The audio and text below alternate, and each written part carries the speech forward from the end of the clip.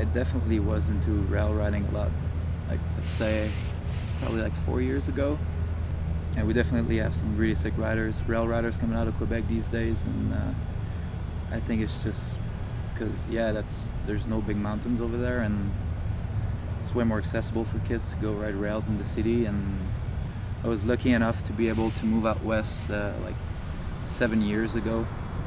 So that kind of took me away from the rail riding scene, because what I really wanted to do was riding POW and try to get into the big mountains. And I got a snowmobile as soon as I got out to Whistler. I bought a snowmobile first thing, and I was going out in the backcountry with guys like Martin Galland, like Jeff Balsha, and all those guys.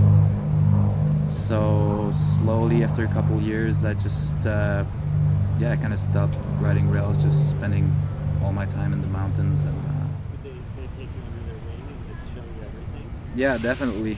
Like when I first got there, I was 19 years old, and it was all new to me. And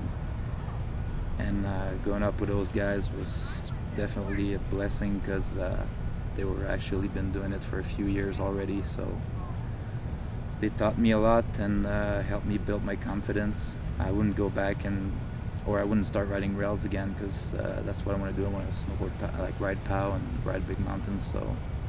Do you have any advice for kids, like maybe somebody who wants to do that change like you did? The way I did it, I was working my ass off in summer times, and so I would be able to buy a snowmobile, because that's what I wanted to do. I didn't want to be out there and just struggle, having 2 jobs and try to fit snowboarding in there. So I was just working a lot in summertime and snowboarding the whole winter in Whistler.